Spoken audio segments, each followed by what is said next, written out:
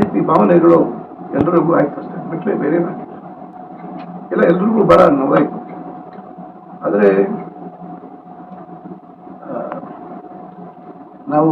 ನಾವೆಲ್ಲ ರಾಜಕೀಯ ವ್ಯವಸ್ಥೆಯಲ್ಲಿದ್ದೀವಿ. ಅಧಿಕಾರ ಯಾರಿಗೂ ಶಾಶ್ವತ ಇಲ್ಲ. ಅದರಿಂದ ಅವರನ್ನು ನಾವು ಯಾವತ್ತೂ ಮರೆಯಲಿಕ್ಕೆ ಸಾಧ್ಯ.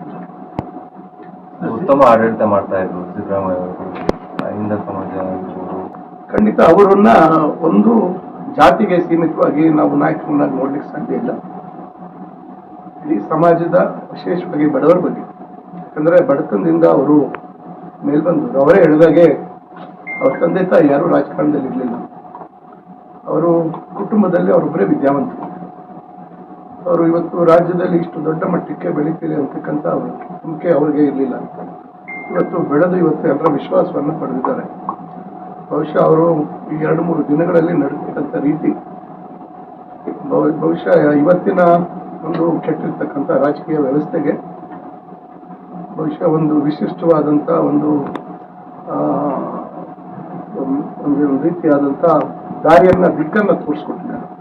ರಾಜಕಾರಣದಲ್ಲಿ ಯಾರಿಗೂ ಅಧಿಕಾರ ಶಾಶ್ವತ. ಇವತ್ತು ಜನರ ಆಶೀರ್ವಾದ ಬೇಕು, ಜನರ ನಂಬಿಕೆ ವಿಶ್ವಾಸವನ್ನು ಗಳಿಸಬೇಕು. ಅದರ ಮೇಲೆ ಅಧಿಕಾರ ಬಂದಂಥ ಸಂದರ್ಭದಲ್ಲಿ ನಾವು ಒಂದು we have to be grounded ಅಂತ ಹೇಳ್ತಾರೆ. ಅಂದರೆ ನಾವು ನಮ್ಮ ಕಾಲಿನ ಮೇಲೆ ನಾವು ನಿಂತ್ಕೋಬೇಕು.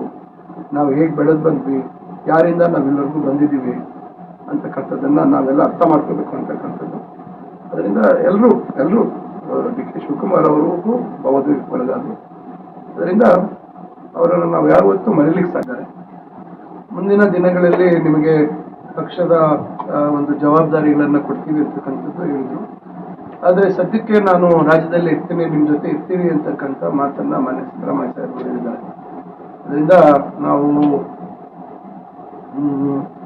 ಅವರು ನಮ್ಮ ಜೊತೆಯಲ್ಲಿ ಇರ್ತಾರೆ ಪಕ್ಷಕ್ಕೆ, ಮತ್ತು ಡಿ ಕೆ ಶಿವಕುಮಾರ್ ಅವರು ಏನು ಜವಾಬ್ದಾರಿಯನ್ನು ವಹಿಸ್ಕೊಳ್ತಾರೆ, ಅವರಿಗೆ ಬೆನ್ನಿಂದೆ ನಿಂತು ಸರ್ಕಾರವನ್ನು ಉತ್ತಮವಾಗಿ ನಡೆಸುವಂಥದ್ದಕ್ಕೆ ಅವರೆಲ್ಲ ಅನುಭವವನ್ನು ಅವರು ದಾರಿ ಎರಿತಾರೆ.